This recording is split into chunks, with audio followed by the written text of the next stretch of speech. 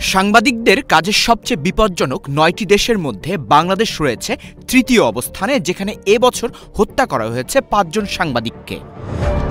বৃহস্পতিবার এক প্রতিবেদনে এই তথ্য তুলে ধরেছে বিশ্বজুড়ে সাংবাদিকদের অধিকার নিয়ে কাজ করা আন্তর্জাতিক সংগঠন রিপোর্টার্স উইদাউট বর্ডার্স।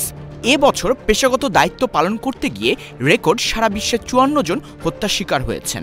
এসব অপরাধ বেশিরভাগ ক্ষেত্রেই ঘটেছে বিভিন্ন সরকার বা পুরোপুরি দায়মুক্তি পাওয়া সশস্ত্র বাহিনীগুলোর হাতে। এসব ঘটনার বিচার না হওয়া আন্তর্জাতিক আইনের লঙ্ঘন বলে মনে করেন সাংবাদিকেরা। গত ১৫ বছর কিন্তু এরকম চলেছে। অনেকের মনে একটা ফিয়ার ছিল যে আমরা কি এটা করতে পারবো, এটা করতে পারবো না, কিন্তু এখনও এই ফিয়ার থেকে কিন্তু আমরা বেরিয়ে আসতে পারি নাই। কিন্তু এখনও সাংবাদিকরা ভয়ের মধ্যে আছেন যে তারা কি লিখতে পারবেন, কি যে আমাদের ফ্রিডমের মাপকাঠিটা কোন জায়গায়। বিগত সরকারের আমলে তারেক রহমানের যে স্পিচ বা খবরাখবর যেরকম নিষিদ্ধ ছিল, এখন কিন্তু শেখ হাসিনার বা আওয়ামী লীগেরও এরকম নিষিদ্ধ রয়েছে। আমরা মনে করি এই সাংবাদিকতা করতে গিয়ে যারা সত্য এবং বস্তুনিষ্ঠ সংবাদ পরিবেশন করতে চান তারা কোনো সময়ই সরকারের বা অন্য কোনো মহলের পদলেহী হওয়া উচিত নয়। সাংবাদিকরা অনেক সময় তুষামুদিতে লিপ্ত হন, আর সেই তুষামুদিতে লিপ্ত হতে গিয়ে তারা যখন তার সেই তুষামুদি থেকে বাইরে চলে আসেন, বার করতে পারেন না বা করেন না, তখনই তারা চক্ষুশূলে পরিণত হন। সারা বিশ্বে এখন ৫৫ জন সাংবাদিক জিম্মি অবস্থায় রয়েছেন এবং ৩৪টি দেশের প্রায় ১০০ জন সাংবাদিক এখনও নিখোঁজ রয়েছেন।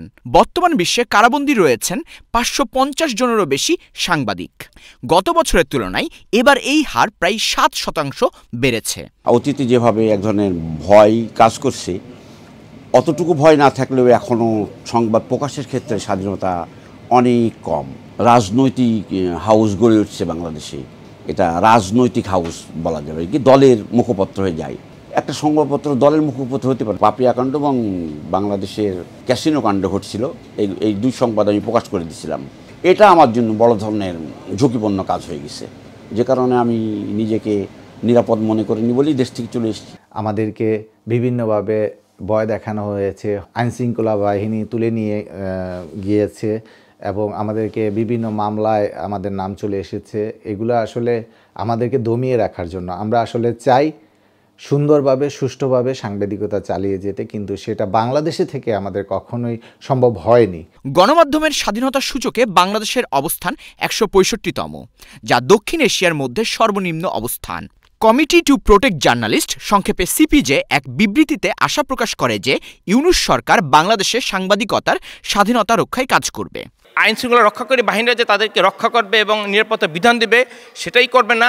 সাংবাদিক নেতারা এবং গণমাধ্যমের যে এই মালিক পক্ষ, তাদেরও কি করার আছে নির্দিষ্টভাবে তারা তার মানে যে গণমাধ্যম সংস্কার কমিশন একটা প্রস্তাব পেশ করবে। এই প্রস্তাবের আলোকে আমি মনে করি অন্তর্বর্তী সরকার একটি ব্যবস্থা নেবে। এই ব্যবস্থার আলোকে সাংবাদিকদের নিরাপত্তা নিশ্চিত হয় বলে আমি মনে করি। যখন যে সরকার ক্ষমতা এসেছে, নিরাপত্তা নিশ্চিত তো দূরের কথা, নিজেদের স্বার্থে নিয়ন্ত্রণ করেছে সাংবাদিকদের।